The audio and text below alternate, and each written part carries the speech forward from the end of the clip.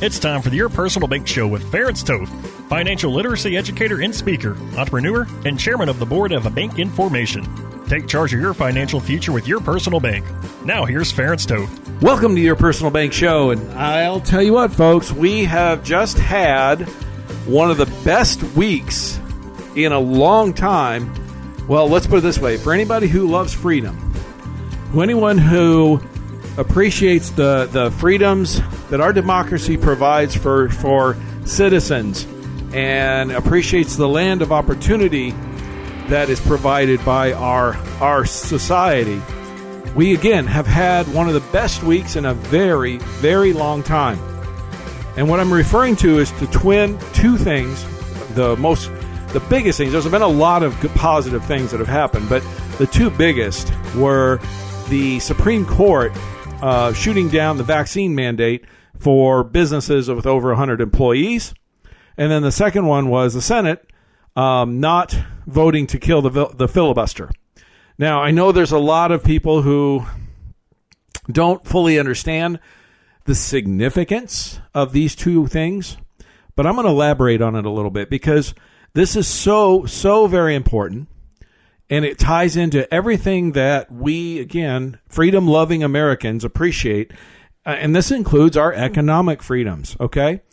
All of our freedoms. And I don't think a lot of people really understand how close to the brink we were of losing many of those freedoms. So I'm going to explain this further as we go forward. So hang in there. I think this is an exciting time and a great time to celebrate some big wins. So first of all, we'll talk about the Supreme Court shooting down the vaccine mandate.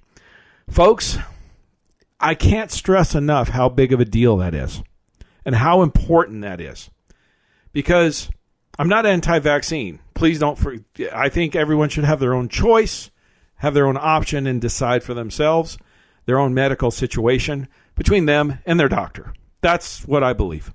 And I think up until recently, that was the overwhelmingly majority of Americans believe the same thing. I still think the vast majority do, but up until recently, it was, well, unheard of. In fact, if you remember, there's something called the Hipaa Law, which is something that went into effect somewhere around 2007 that made it actually illegal, federal law illegal, to discuss medical history, somebody's medical or make someone's medical history public. Okay, so it was a privacy law.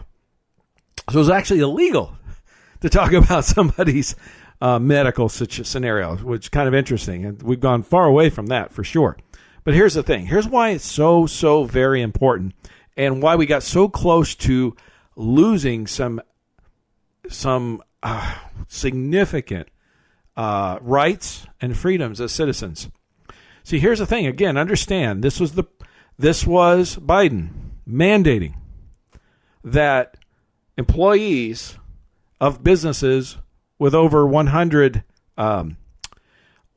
employees, requiring them to get a vaccine or basically lose their job. You know, in effect, I mean, there was options for them to pay for tests and all that, but the costs involved with all that, basically for all practical purposes, for most people would have meant you either get the vaccine or you lose your job, lose your ability to make a living or working for the company you want to work for.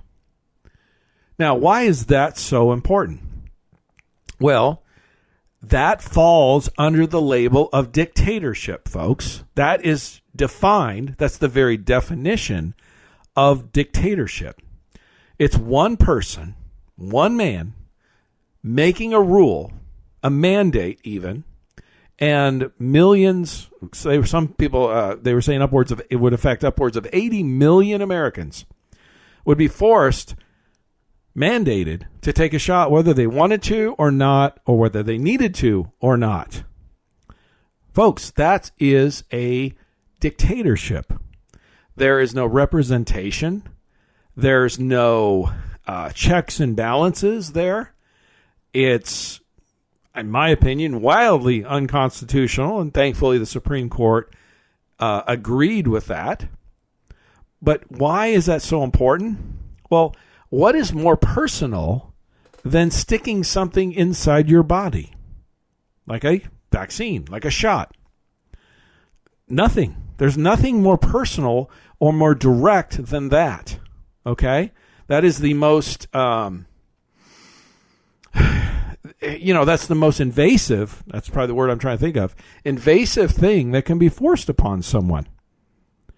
If a president, and I'm talking about any president, I don't care what political, this has nothing to do with political parties, folks. This has nothing to do with whether you agree with the vaccine or not, or you agree with the man. This has everything to do with our rights as citizens. Do we have the God-given right to have freedom, life, liberty, and the pursuit of happiness, or don't we? See, that's the thing. And our federal government, according to our Constitution, again, the Supreme Court agreed, does not have that right. And particularly for an executive, one person, a president, to mandate something like that is dictatorship. It's not democracy.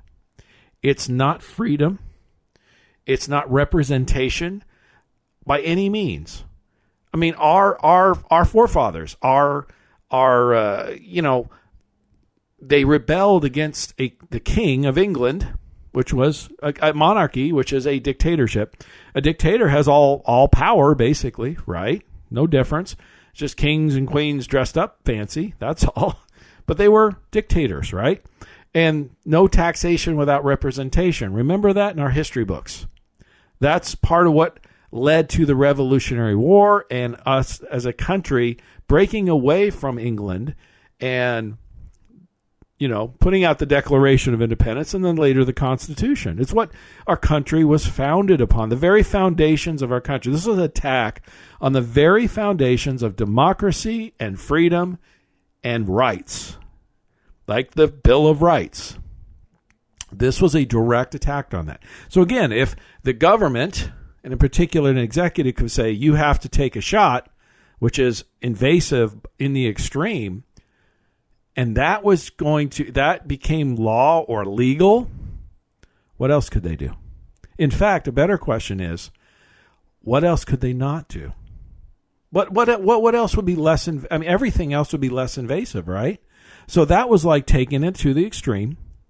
And if that passed muster over the Supreme Court, the reality is, from a legal standpoint, there would be no limits to executive power. In other words, we would have just crowned a new king or a new dictator because there'd be no limits to their power. That's how important that Supreme Court decision was. And now that's been shot down, thankfully, here's some things that we need to be concerned about. It wasn't unanimous. That's the scary part. It was a 6-3 decision. In other words, 3 Supreme Court justices felt like it was okay because of, quote unquote, an emergency, that we could have a dictator. Okay? Well, if you want to use that criteria, basically all the government would have to do, or the executive would have to do, is declare an emergency. And we hear about it all the time. Climate crisis. We have, crime emergency. They could declare any kind of emergency they wanted, or the president could, and then put down a mandate or dictate or mandate Americans have to do this or that. There would be no limits to the power. And thank God, thankfully, we have 3 co-equal branches of government. Our government is founded upon checks and balances. In other words, when one branch of the government gets out of control, okay, we have a checks and balance system where one or more of the other branches can then rein in that control when they overextend, which clearly the Biden the vaccine mandate was an overreach, and the Supreme Court agreed to that. By the way, Biden did the same thing last summer, if you remember, with the rent moratoriums, not allowing landlords to collect rent, and not allowing landlords to kick out renters if they didn't pay, which forced landlords to continue to pay whatever expenses they had, mortgages, property taxes, whatever that may be, and the renters didn't have to pay and they couldn't force them out. The Supreme Court shot that down also, thankfully. Again, another overreach of the executive branch. Thankfully, the wisdom of our founding fathers foresaw these kinds of situations, and they saw in advance the power that a individual, a president or whatever, to become a dictator could be. And some people may sit here and say, well, I'm over exaggerating. Or no, I don't think I am. I think I'm actually under exaggerating the significance of the Supreme Court shutting that down. Because again, once you open that door and allow the executive to declare an emergency and force people to do whatever, you now have a dictatorship. You have now lost your democracy. You've lost your form of government. It's that simple. And we as citizens have just lost our rights. That is how significant this is. I'm hopeful that people don't forget this lesson and recognize how close we came, 6-3 decision, Supreme Court, how close we really came to losing those rights. And thankfully, we had 6 justices who actually followed the Constitution. What the scary part is, 3 didn't, because they felt like an emergency trumps the Constitution or overrides the Constitution. It doesn't. The Constitution is the law of the land, thankfully so, still, and it protects us from overreaching government and overreaching executives and dictators, which we just saw. So I'm going to encourage you to stay tuned in the next segment because I'm going to talk about the second big win and encroachment of our rights that was prevented, and that has to do with the Senate filibuster. Because, again, there was another check and balance there was the attempt to remove that check and balance, which, of course, would have then threatened the representation and the rights of many of our citizens. It's that big, folks. It's that significant. Our democracy literally was on the precipice last week of being no more, of not being a democracy anymore. And thankfully it still is. So I'm very excited, and you should be too. So stay tuned in the next segment. We'll talk about this further. Oh, by the way, contact me for more information on Your Personal Bank at yourpersonalbank.com or toll-free 866-268-4422. Stay tuned in the next segment. Don't miss it. For more information on Your Personal Bank, feel free to contact Ference at yourpersonalbank.com.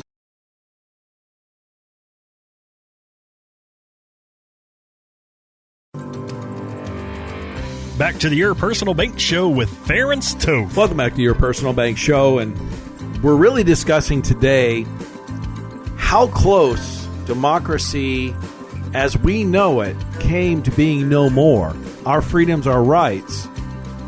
How close we came to losing many of those rights, but we didn't. And the exciting part is that it was one of the best weeks that we've had for freedom-loving Americans. One of the best weeks in a very long time. So it was also talked about where Biden had an extremely bad week, probably the worst of his presidency, and so far. And here's the thing: it's become synonymous. A bad week for Biden is a good week for freedom-loving Americans. It's interesting how that works. But again, the first one, like I said, and I can't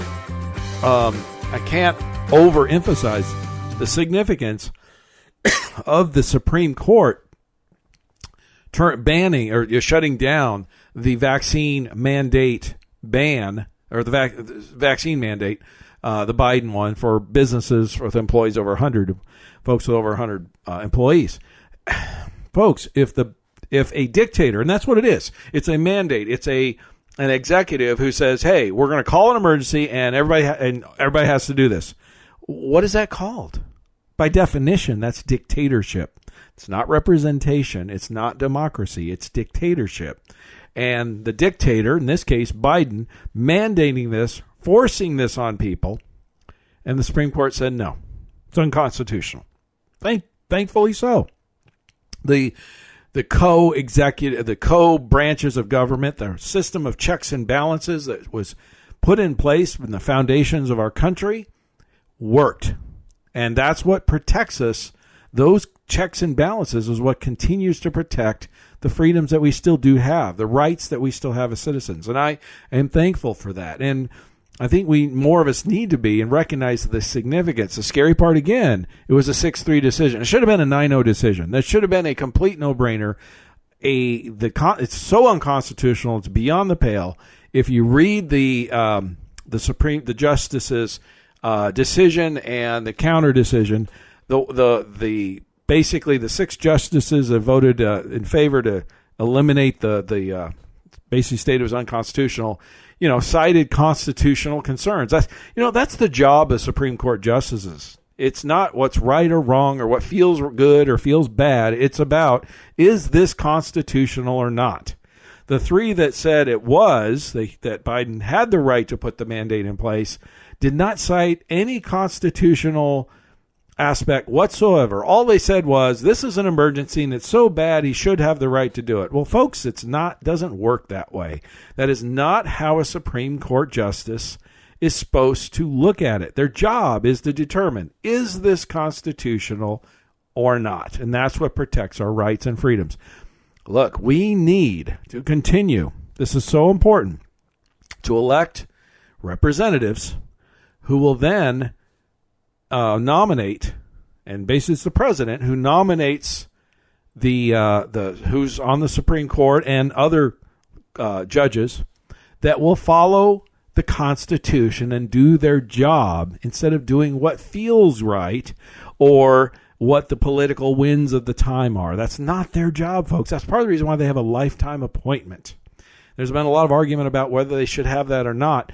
The reality is 6 did their job, 3 did not. And that's scary because it should have been a 9-0 decision. Now, the other big one is the Senate voted not to change the rules. The majority did not change the rules to kill the filibuster, in effect. And it's widely known, all 50 Republicans and 2 Democrats voted against it, Senators Manchin and Sinema. And I've got to give Sinema and Manchin credit where credit's due.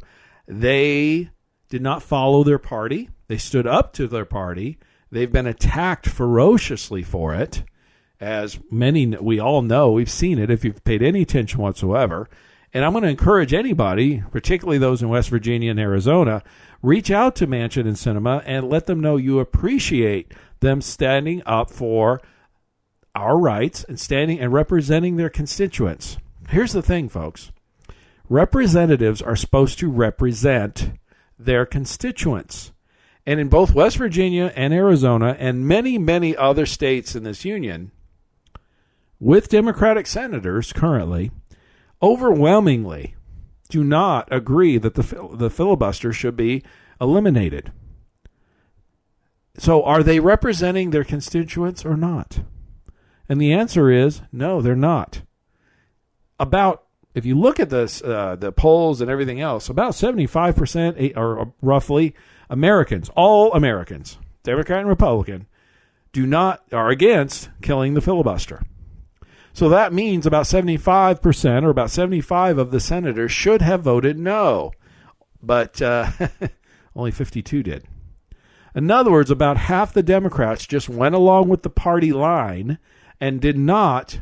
They did what was they followed the party, not their constituents. And one of them I can point out was one of them right here in Arizona, Mark Kelly. He's up for re-election this year. And he voted to change the rules to kill the filibuster, even though Arizona is overwhelmingly against that. Is he representing the state of Arizona? I think not. We, as voters, need to remember how these representatives, how our senators voted for this changing of the rules to kill the filibuster, and punish them accordingly in the polls, I should say, in the voting booth. If you agree with basically one-party rule. And that's in essence what would happen. Forget what the reason why they called it for supposedly for voting rights legislation. Folks, let's be real. Read the bills. They have nothing to do with giving people more rights to vote. Anybody who wants to vote can vote if they're a legal voter. What it did is it opened up the ability for more the potential for fraud. It opened up the ability for unlimited, basically, mail-in balloting, little or no, custody, little or no oversight. It took away basically federalized elections. It took away the states' rights to manage and control election rules, which is in the Constitution. So this is wildly unconstitutional. The Supreme Court most likely would have shut it down. Be shocked if they didn't, because it's clearly in the Constitution that state legislatures make the rules for federal elections, not the federal government. Again, another attack on the Constitution, another attack on our form of government, our democracy.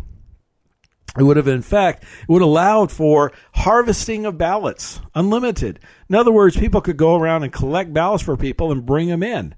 Do you sense any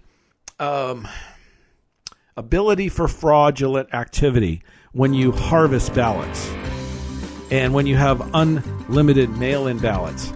And when I'm talking about not people requesting a mail-in ballot. I'm talking about the states or the federal government nailing ballots indiscriminately to everyone, and whoever fills it out can mail it in, and not be able to update the voter rolls, and offering same-day registration and no ID and all this. All of these things make it easier to cheat. For more information on Your Personal Bank, feel free to contact Ference at yourpersonalbank.com.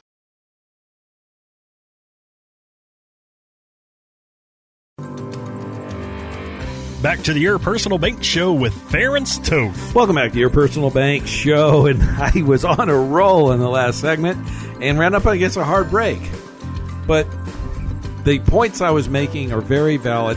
Some would even say I might be stressing them too much, and I would disagree. I don't think most people are recognizing the significance of how close to the brink we came of losing some of our very basic fundamental rights as citizens, and how close we came to becoming a dictatorship rather than a democracy.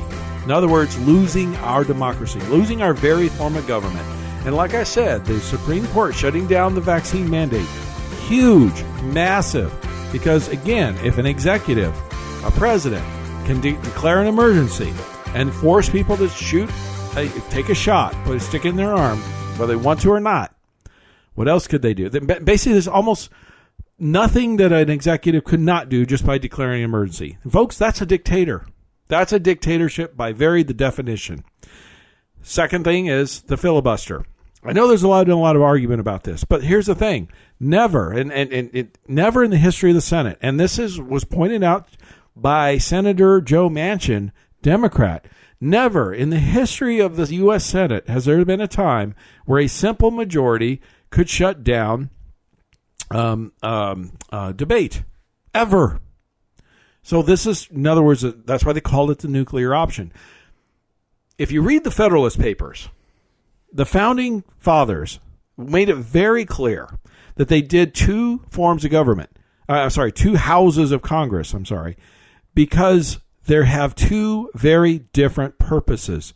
The House of Representatives, like they said, all of the representatives having to run every 2 years, be reelected every 2 years.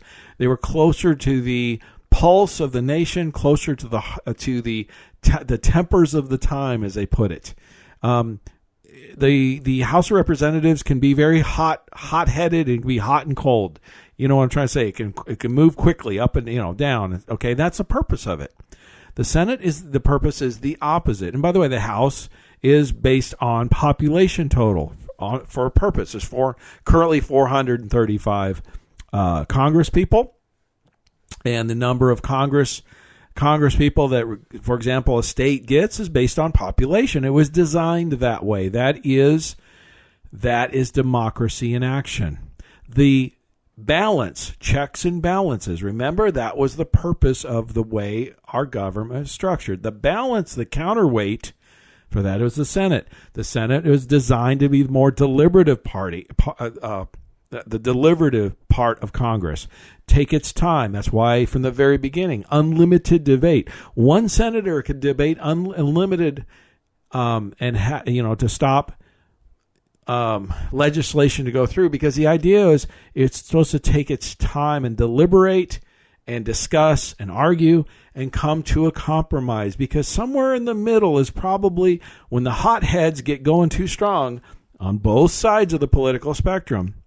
It's probably not a good thing in the long run. Okay? So your extremists on both sides, folks, are not right. Socialism is not right for this country, not what the majority want. And you could say the same thing about neo-Nazis or whatever. It's not right. Both are bad. Both extremes are bad. Somewhere in the middle is where it belongs. And when you have a 60-vote threshold, a super majority, that's where you get more balance. And that's the purpose of the Senate. And also, the Senate was created because the rights of the minority. The smaller states were concerned at the time, the founding of this country, that if a Congress was based on population alone, large populous states at the time, Virginia being the largest, would just dominate. Whatever Virginia wanted basically would get handled in the smaller states like Delaware or Connecticut or Rhode Island would just get left in the dust, and they would just get run over. And they did not want to agree to join the Union unless they had some protections of representation that their voice would be heard also. Or in other words, the rights of the minority. Simple majority rule was not how our government was designed, and that was intentional with our founders. Again, balance, checks and balances, weight, counterweight. That's what's preserved, and Senator Manchin and Sinema are correct when they talked about it. That's what has preserved our country from the wild swings, one way or the other, that many countries over history have suffered. Wild swings back and forth. More stability, more consistency, more balance is good for everyone in the long run. Business, the economy, all of the taxes, all of those things, social issues and everything. So if you want more information on how to, weather this economic storm we're going through, changes we're going through, and take advantage of the economic freedoms you have, contact me at toll-free 866-268-4422 or yourpersonalbank.com.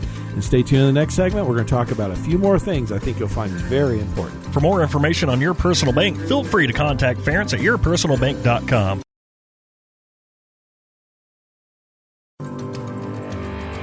Back to the Your Personal Bank Show with Ference Toth. Welcome back to Your Personal Bank Show. And if you've been listening to today's show, you know I've been celebrating in many ways. And, the wins, the fantastic wins that occurred recently, again with the Supreme Court shutting down the vaccine mandate, declaring it unconstitutional, basically, that an executive, a president can't just mandate that stuff. And frankly, that's a dictatorship, folks. It really is. And also the filibuster, the Senate not voting to change the rules and eliminate the filibuster. If you missed many of those things, you can go and listen to this or any of the previously recorded shows.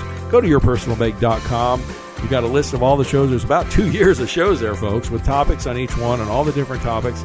Today, I'm not talking about the Your Personal Bank concept and that tool that so much, because there's so many other big picture issues. But if you want to learn about how your personal bank can gain you more control of your finances, help you earn more money, reduce your taxes, gain positive arbitrage, go to the website, yourpersonalbank.com. Go to any of the shows that talk about what is your personal bank or how does your personal bank work, and you'll learn a ton, and you'll learn a lot about it. And then you can contact me for more information at toll-free 866-268-4422 or, again, yourpersonalbank.com. I can't overstress. I can't overemphasize how important and how close we came to losing our basic rights, folks. and our basic democracy. Because again, if an executive can just declare an emergency, and by the way, they can declare anything an emergency. Climate change could be an emergency, for example. You name it. They made COVID an emergency, right? Many people disagree, and the science is coming out saying it was never, students should have never, schools should have never shut down. It wasn't ever that serious. The science says that now, okay? But they declared it an emergency anyway. Look at all the things that they tried to do, including forcing people to stick needles in their arms, whether they wanted to or not. And if they could do that, they could do anything else. And this could affect you. It could affect your family, your money, your livelihood, any of it. I mean, we also know, we've heard many of the Democrats, particularly in the Virginia election, were talking about how, and we even heard it more recently, that schools, the government doesn't think parents should have the choice of what their kids are being taught. Okay, well, if they're going to control our kids and what they're being taught, what rights do we have? What future do we have, right? I mean, we have kids because we want to raise our kids, and we want to enshrine our belief system into our kids as we grow. I mean, that's what a normal, natural thing a parent wants to do. The government wants to supplant that or replace that, take over that. Again, in essence, the government would become everything. And if you had a dictatorship, which is you would have, just declare an emergency and force people to do this or do that. Folks, anything would have been on the table. This is what you need to realize and help understand how close we came, and thankfully not over the brink, that we still have 6 Supreme Court justices that follow the Constitution. And keep that in mind in the future for when you elect a president. Are they going to nominate justices and judges that will follow the Constitution and protect our rights, or are they going to nominate ideologues who don't care about the Constitution and basically will just give them more power, therefore taking it away from us? Very, very important, right? So this filibuster thing, I want to touch on that a little bit further, and maybe what's coming, what some things to look out for coming up ahead. Okay, this filibuster thing is huge because it forces them now. They just can't shove down our throats legislation and laws that majority of Americans don't really want. And because our representatives, for the most part, many of them are not representing us. It's been shown, poll after poll, that 75% roughly of Americans, all Americans, do not want the filibuster killed. Yet 46 Democrats and 2 independents voted for it. That's not representing us. Should have been about 25 of them, right? So my point is they wanted power and control, which is what politicians typically always want, right? Here's my point.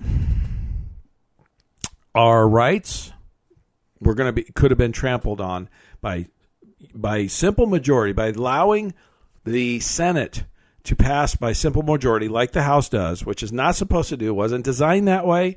It's a deliberative body. It was designed that way on purpose by the founders, by the Constitution. Never in the history of the Senate has there been a time where the debate could be eliminated by a simple majority. Senator Joe Manchin pointed that out, Democrat. Never in the history of our country. It would have significantly changed things. And again, that's my point is, they say, well, majority should rule. Well, how is it? It's not fair. Well, let me ask you this question. How is it fair for 51% to shove down the throats laws or rules that the 49% don't want? How is that fair? Again, the Senate was created 2 senators from each state because the smaller states didn't want the more populous states shoving things down their throats. They wanted representation too. Remember, no taxation without representation. That was some of the founding ideas of our country. You take away that representation of the minority, okay? You destroy our country, our government, our society. It's that simple. And our rights. When 60 senators have to agree to something, you have a supermajority. And that's probably more balanced and more in line because the balance is the key. You don't want the wild swings. The wild swings, because let's face it, if simple majority just ruled, every time then the House and the Senate, or every time the Senate flipped, control the party one or versus the other, then all the rules would change. I mean, think about this, how crazy it would be. You could have high taxes and low taxes. You could have abortion legal, abortion illegal. You could have pick a topic, pick anything you want, and you could have it every 2 years or every 4 years or whatever, swing wildly from one side to the other. What would that do to our economic freedom? What would that do to our economy, our retirements, our investments, the values of our properties, or anything else for that matter? Think about it from an economic standpoint or a social standpoint. You see what I'm trying to say? You'd have wild swings one way or another because you had 51-49 or 49-51. You see what I'm trying to say? It would be horrendous for the country. Now, as big of a win these two big wins were recently, here's some things to kind of keep an eye out on. And we want to, it's the fight's not over, but hey, got to celebrate for what's happened. Feel good. We're having some big wins, even though we're still in the minority, barely. Actually, it's ironic. There are 50 Republican senators in the Senate right now, and there's only 48 Democrats. They have 2 independents that caucus with them, and it's the slimmest of majorities because they have the vice president is the tiebreaker. I mean, you can't get a closer. Really, the mandate isn't one side or the other has a sweeping mandate. They don't. The mandate is balance, right? But they're not listening. And but here's their response. I love this one where one of the Democrat pundits said Democrats don't have bad leaders; they have bad followers. In other words, their idea is they can't push this stuff through. It's not their fault. Their ideas aren't bad. It's their followers are bad. Well, if you talk to Virginia voters on why they switched parties to Glenn Youngkin, they'll tell you straight up, Democrats weren't listening. It's those kinds of statements that make it very clear they're just not listening. And I've shared this before.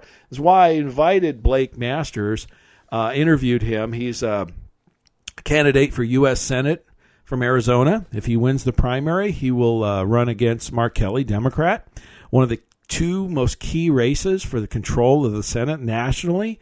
Both parties have identified that. I interviewed him the last show last week. If you missed it, go to yourpersonalbank.com, go to the Blake Masters interview. You can't miss it, and learn about Blake and see if he's the type of candidate you can support. Because here's the thing I want you to understand, and something I learned recently, and I've shared this a few times.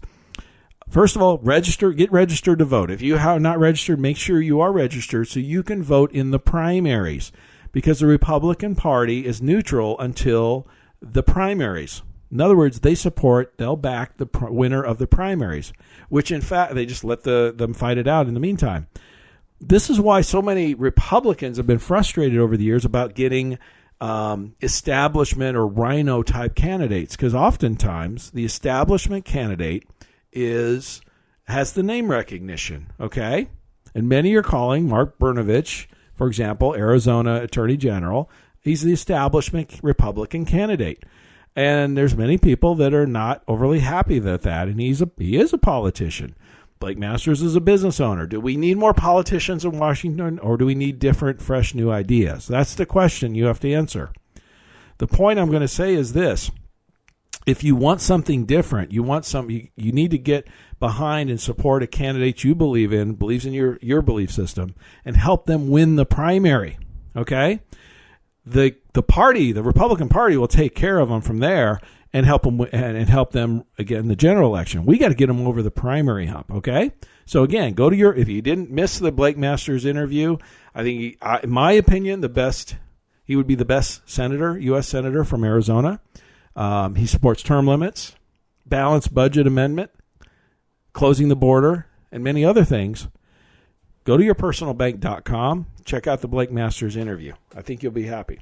Now, there's some other things that we need to look out for. I love this one.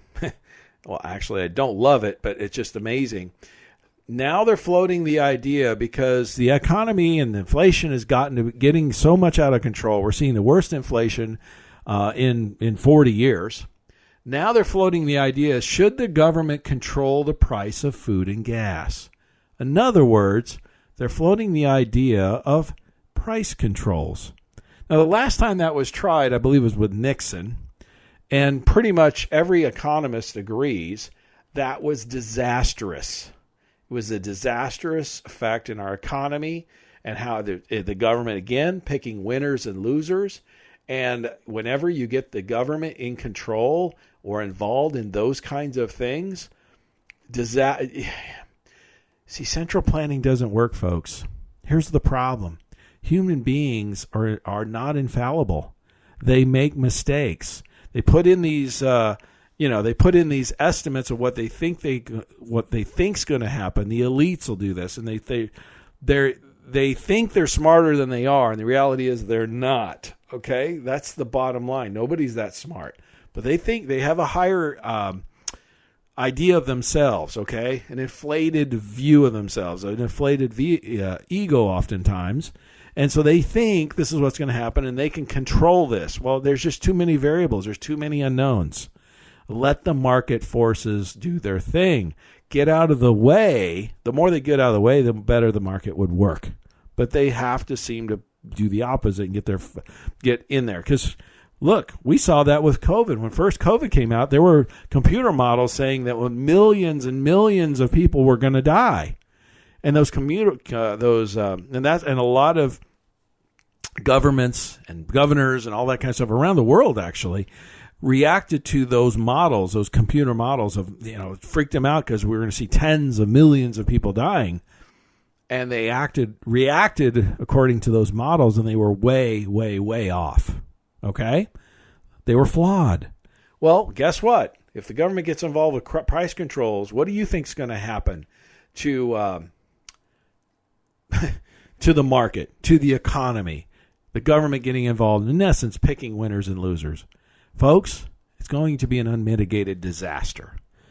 But keep your eyes open for this. And hopefully, it won't happen. But it could, if they're foolish enough to try it, we could see even worse inflation than we have now. If you want to learn how to mitigate this, how to protect yourself from these risks, inflation that's here and maybe more, we'll see what happens. Contact me at toll-free 866-268-4422 or yourpersonalbank.com. And as always, stay tuned to the Your Personal Bank Show. For more information on Your Personal Bank, feel free to contact Ference at yourpersonalbank.com. This show is designed to provide accurate and authoritative information. The presenter and guest on this program do not engage in legal, accounting, or tax advice. Professional advice regarding your situation should be sought if required. Products and riders may have limitations and may not be available in all states. Excessive unpaid loans may affect performance. Distributions may become taxable if not managed properly. Replacements may not be suitable for everyone. There may be charges when replacing coverage. Compare when considering a replacement. Dividend rates and baseline of credit rates may change. Contact yourpersonalbank.com for current rates.